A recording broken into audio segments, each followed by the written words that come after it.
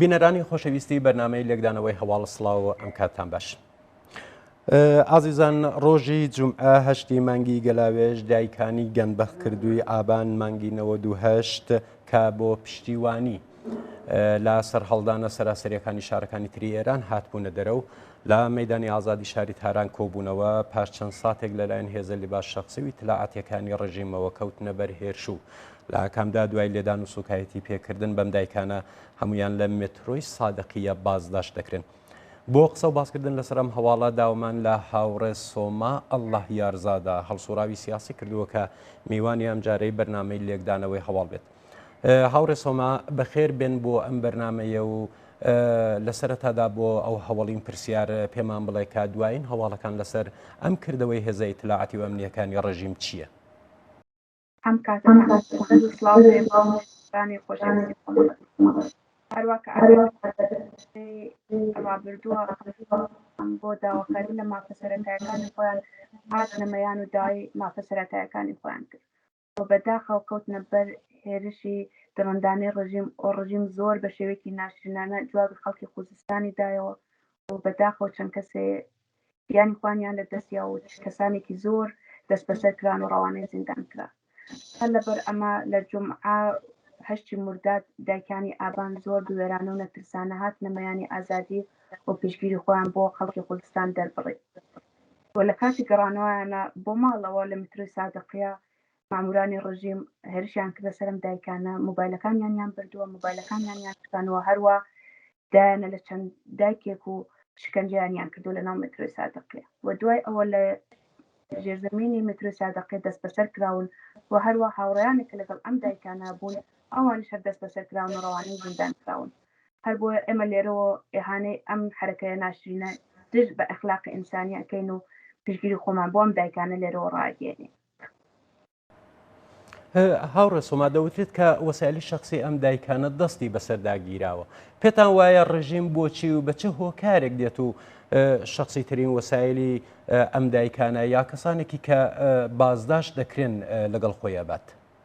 هەروەکە ئێوە ئەزان و ئێمەش ئەزانین لە تێی ئەم چواردەهەیە کە حکومڕانی کردو ڕژیم ئەمە یەکێک بۆ لە بەرنامە سەرەتایەکانی کە دژ بە ئازادی تاکە کەسە و هەروە یەکەم جاریشین یەکەم حرەکەتەکان زۆر جار ئەبینین کە کەسێک یا چالێکێکی مەدەنی یا سیاسی ئاعترازی خۆی دژ بەم ڕژیمە دەرەبڕێ بەس خێراترین شێوە تەپانە سەر ماڵەکانیان مۆبایلەکانیان کامپیوتەرەکانیان و حتا دەستنەوشتە شخصیەکانیان زەبت دەکەن و لەگەڵ خۆیان نابن.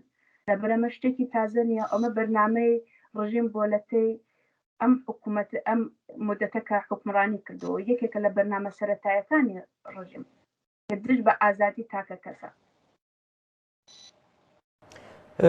هاوڕێ سۆما ئایا ڕژیم بەم سیاسەتە کە دەیهەوێت بەر بە هەر چەشنە هاوسۆزی و هاوخەباتیەک بگرێت دەتوانێت سەرکەوتوو بێت؟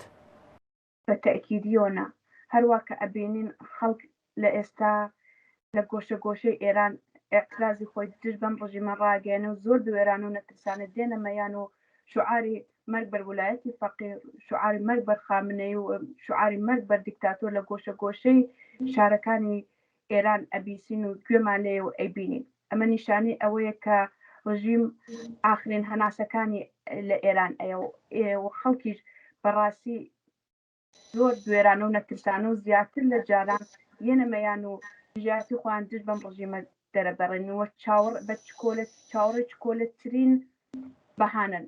مەسەلەن هەروە ئەزانێت لە چەند ڕۆژی ڕابردووە کە فوتباڵ بووە دوای فوتباڵ خەڵک ڕژانە خیابانەکان لە تارانە بە ئاشکرا شعاری خۆیان دژ بە ڕژیم ڕاگەاند و شعاری دژ بە ویلایەتی فەقیر مەرگ بەر خامنەی و مەرگ بەر دیکتاتۆر بە ئاشکرا لە خیابانەکانی تارانە ئێمە گوێمان لێ بوو. ئەو نیشانەی ئەوەیە کە خەڵک زۆر ئێستا زۆر نەترسانەیەتە مەیان و دژاتی خۆی دژ بەم ڕژیمە ڕاگەێنێ و ئەوە شتێکی زۆر باشە کە ئێمە گوێمان لێبێنە کە گوێمان لێبێ کە خەڵک ئیتر ئەو فشار و گشارە کە ڕژیم ئەیخاتە سەریان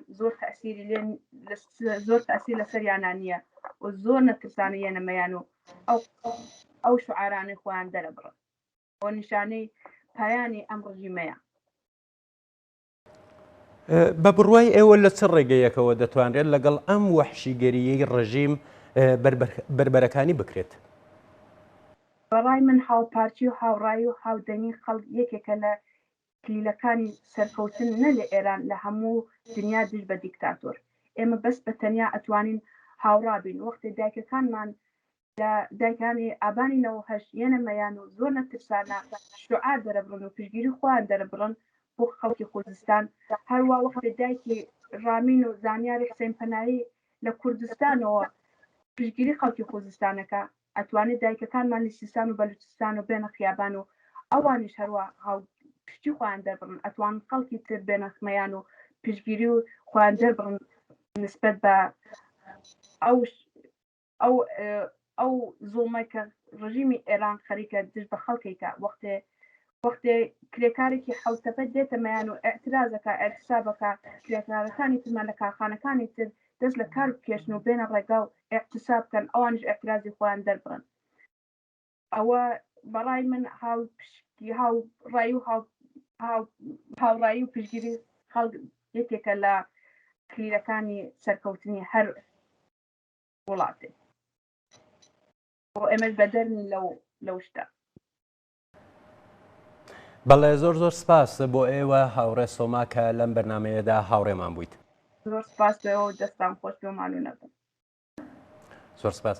خۆشەویستان ئەوەی بینیتان لێکدانەوەی هەواڵێک بوو لەژێر ناوی بازداشتکردن و هێرشکردن بۆ سەر دایکانی گیانبەخکردوانی ئابانی 92 لەلایەن هێزەی اطلاعاتەکانی ڕژیمەوە.